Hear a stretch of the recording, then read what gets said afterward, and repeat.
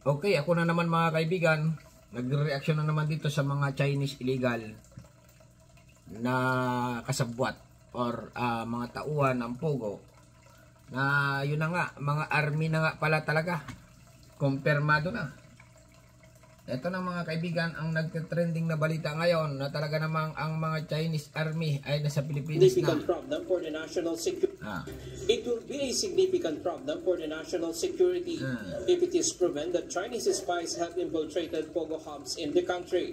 This follows the discovery of more Chinese military uniforms. Yan mga kaibigan, lalo na nadagdagan. Dati isa lang, okay? Dati dalawa lang yung nakikitang military army doon sa Pogo. Dito sa Purak. Ngayon, sobrang dami na mga kaibigan, ha? Sobrang dami na. May general pa. Any police service medal in the search. Ayan, may mga medal pa. Ibig sabihin, matataas ang katungkulan nito na pumunta sa Pilipinas para nga magawa ng kalukuhan. Ito na, continue pa. Spy ito ng China. Operation at the illegal Pogo in Porac, Pampanga yesterday, June 12. Magtataka ka dito, ha? Bakit ang daming uniforme nitong mga ito? Alam nga naman retired, sabi nila retired army. Impossible yun. Kasi nga yung mga nahuling Pogo worker, yung mga Chinese, ang babata pa. Okay? Ang babata pa, siguro nasa 30 lang, 25 o 30, 35 ganon. Retired na. Ang pagkalam ko ng mga retired army, yung mga magugulang na sa lahat ng bansa yan. Kahit pumunta ka sa Amerika, yung mga nag-retired doon, matatanda na. Ay ito mga kaibigan, mga bata pa ito. Talaga naman, ang mga army ng Pilipinas ay kumakalat na sa Pilipinas. Army ng mga China, okay? Ang army ng China ay kumakalat na sa Pilipinas. Okay, continue lang. June 12. So, medyo malaking problema po ito para sa bayan lang. Baril, ay baril. Natin kung mapatutuhanan natin na meron nga nakapasok ng mga espiya sa mga scam farms na ito. If these items are authentic, the PAOK is considered two things. Ngayon, kumpirmado na. Original. Hindi lang pinagawa sa recto na tulad ng bali-balita. Itong uniforme daw nito ay baka pantakot lang. Ayun na. Kumpirmado na. Pina-check na doon sa embassy ng China. Sabi ng Chinese dito, di ba? Grabe naman yun. Nagpa-check doon sa embassy ng Chinese. Ito naman China, sinabi nga naman. Legit yan. Itong military, na yan. Garapal, lakapalang mukha, Legit yung military uniform. Amin nga yan. Chinese nga may-ari niyan. Ganyan. Ano ngayon? Sabi ng Chinese. Di siyempre, sasabihin ng Pinoy dito nung nagpatik, legit? Original? Original yan, amin yan. Ano ngayon? Wala lang. At least na-confirm na original. Ayan na, continue lang. First, there might be a veteran police officer or soldier from China working at Lucky South 99. And mo, sundalo, nagtatrabaho sa Pogo. Ay di spy, ang tawag dyan. Tricks lang yon. Kasi nga, para siyempre, para makita na may ginagawa sila. Di ba? Continue lang. The second possibility is that there are spies hiding in the Pogo hubs. Ayan sigurado na ito hinahack. Ito yung mga nag-hack ng mga government website Okay kung malawak ang operasyon ito. Yung isa yung pinakamalala, baka naman meron nga talagang military spies. Ay nako, wag na magbaka-baka. Sigurado na yan, okay?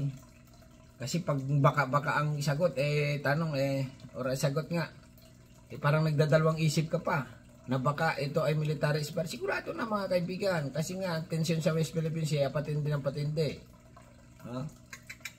Sir, continue. Wisdom John Casio, spokesperson ng PAOK. Kasi naman, ang immigration, nagpapasok ng mga Chinese. Sobrang dami. Sunod-sunod. Ang problema, yung palabas. Kaunti lang. Halimbawa, ang pumasok ay 1,000. Yung lumabas, 10 lang. Nadagdagan na ng dadagdagan. Ganon, walang palabas. Tapos, ito pa matindi nito. Yung mga Chinese, pagala-gala lang sa mga malate. bumili ng lupa. Okay lang. Dapat ang ano dyan eh. Okay lang sa mga abogado. Dapat asisihin dyan yung mga abogado din eh. Kasi pumirma ng Chinese. Nagbili ng lupa. Di ba? Alam naman ng abogado eh. Sila may alam ng batas eh. Dayo ka lang dito sa Pilipinas. Kailan ka dumating dito? Nung 1 linggo lang. Bumibili ka ngayon ng lupa. Ito, pira. Di ba? Sabi ng abogado, Chinese ka? Chinese ako. Sige. Payag na yan. Di ba? Ganon. Dapat yung mga lawyer, kasi nga, yung binili mo lupa, walang visa yon kung walang pirma ng lawyer. Ayun, alam naman ng lawyer na Chinese yun. Bahala na. Ganon. Basta't pera. Basta't pera, pirma daw. Ganon. Talaga naman ang mga abogado sa Pilipinas. Alam naman nila na Chinese. Continue lang. Better dito sa ating mga illegal na mga online gaming farms dito. Bear in mind, these are scam farms. These are what I dub as conduits of money laundering, no? Talaga naman, money laundering. Garapala na. Sigurado, sa tingin ko, pati money laundering, ha? Yung pera, dinadala na sa attache case. Papasok ng papasok ng Pilipinas. Garapala na. Okay? Kasi gagad ito yan eh. Tatawag yan sa immigration officer. Ito ay may mga visa-visa na. Ganyan-ganyan. Ngayon, yung cashier ba tawag doon? Stewardess. Doon sa nag-check ng visa. Siyempre, yung mga Chinese, sa kanila pumasok, pin-enter sa Pilipinas. Ngayon na sa Pilipinas na binibiripy yan. Okay. Hindi na ganun. Binubuklat yung passport niyan. May ka? Wanted ka sa China. Ganyan-ganyan. Ngayon, may kakalabit dyan sa cashier. Nakatimbre na yan. Bayad na yan. Huwag mo na ipakacheck yan. Di ba? O kaya yung iba dyan, yung doon sa nag-check ng ng mga passport, natawagan na timbre na yan. Ay, kasusyo nga nila eh. Sindikato nga eh. May papasok dito na 10 illegal na Chinese sa Pilipinas. May dalang malita. Daming pira. Palusutin mo na yan. Okay? Naka-CCTV yan, pinapanood din yan, ang nagpanood din dyan, kasabwat din sa immigration. Dapat yan pagtatanggalin, pagpapalta na, pahinga muna.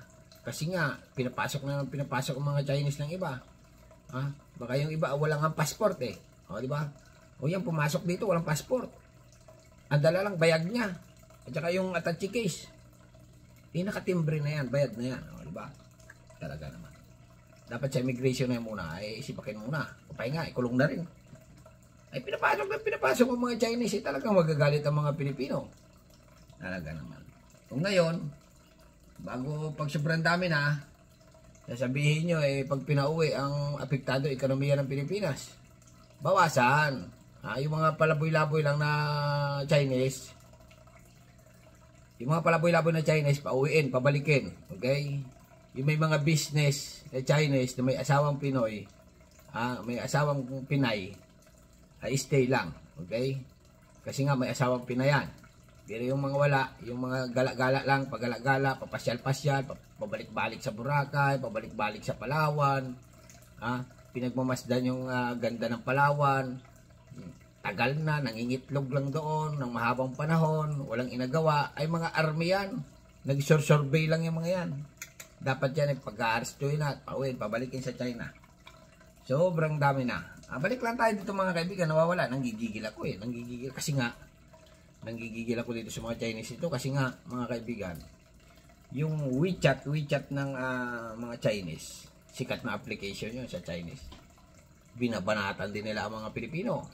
Galit sila sa mga Pinoy. Kasi nga yung kapwa Chinese daw nila na si Alice Go ay inaano daw, pinapagkamalan daw Chinese.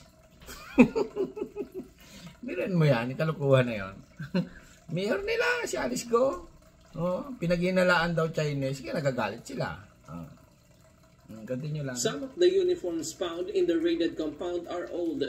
We talked to military experts from within the intelligence communities, and apparently they agree na ito nga po ay mga authentic na mga military People's Liberation Army uniforms. But then again, authentic nga. talaga naman. Tama po kayo, dated na po ito. Meaning to say, mga lumang mga uniforme. So po pwede ay, ibig sabihin niya, kaya luma na yung uniforme, matagal na. Okay, matagal na, nasa Pilipinas yung mga yan. Kaya naluma na, hindi na sinusuot. Pero, okay, pag nagkagera nga at nagkakuan, tatawag yan, o tatawag ang China dyan. Okay, umipon-ipon na kayo dyan sa Pilipinas at mag-prepare na. Ha? Nang ganito ganyan, suotin nyo na mga uniform nyo. Yung mga nakatago nyo uniform ay ito na, simula na. Di ba? Nang ano. Di ba? Kaya mga yan, kahit luma na susuotin yan mga bata. Para hindi lang mabuking sila. Okay, continue lang. Mga veterano nga po, mga may-ari na ito. Pero mo, veterano, bago yung pinauwi, batang-bata, 25 years old. Na Chinese. Wala namang matandang napauwi na Chinese. Di ba? Puro bata lahat. Nako. However, until there is concrete evidence of espionage, the PAO Ayan PAP. will maintain that these items are merely part of a collection. Collection. Meanwhile, the identity of the owner of the Lusot nga naman Lucky collection. Salt 99 has been identified. Although it has not yet been made public, authorities are building a strong case against them. Nakita na po natin kung sino yung mga pangalan. Well, based on Nakita mo na pala, ilabas mo na. Hanggat buhay ka pa. Kasi nga, mga Chinese drug lord yan. Mga sindikato yan. Sir Winston John Casio, sabihin mo na kung sino ang may-ari niyan or sino yung mga politiko. Kasi nga, malaking tao yung binabangga mo. Okay?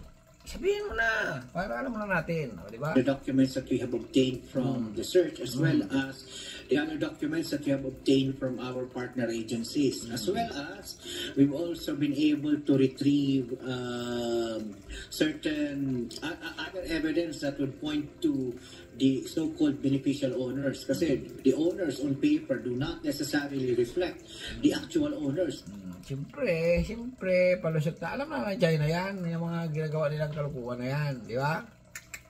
Siyempre, pahuli ba yan?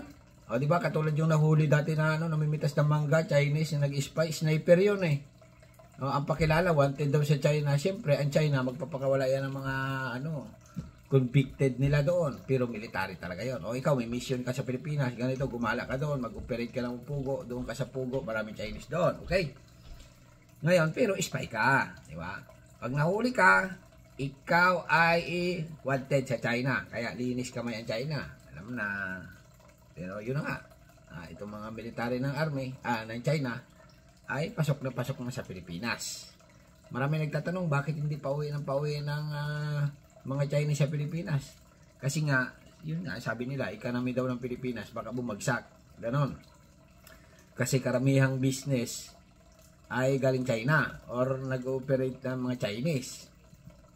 Ayun, suggestion ko dyan ay yung mga Chinese na walang pakinabang, pabalik-balik lang sa Pilipinas ng itlog, wala namang mga business, walang kwan, pabalikin na ng China. Huwag matakot doon na, kasi nga sabi nila marami daw OFW yung Pinoy sa Taiwan, sa Hong Kong, China. Ang Taiwan, galit naman yan sa Hong Kong palibas, kahit Chinese yan, ang Taiwan, galit yan sa China pala. Okay? Ang Taiwan, magkaaway nga yan sa Macau daw, daming Pilipino rin. Yun ang mga Pilipino naman, sa ibang bansa, may mga complete document yun. May mga papilis. Hindi katulad dito mga Chinese dito, walang papilis sa Pilipinas. Nako. Ryan Lacanlale, UNTV News and Rescue. Nako. China pati. Hindi naman niya totally gigirahin ng Pilipinas. Kasi takot din yan. Bagsak ang ekonomiya nila pag ginira nila ang Pilipinas. Yung kahit sa Taiwan, girahin nila ang Taiwan, hindi rin ang gagawin ng Chinese. Magaling lang magbubudol-budol yan. Magaling na mag-aaras-aras yan. Pero takot din yan. Kasi nga, yun na nga. Pag nagkagira na, maraming maapektuhan na Chinese. Kasi nga, maraming tao ang galit sa Chinese. Okay? Nako, ay talaga naman. Alright, kayo nang bahala mga kaibigan dito sa balita ngayon na ito na, military ng Pilipinas. Sigurado na to. Confirm. Alam na, subscribe my channel. Don't forget, comment. Bye-bye. Thank you.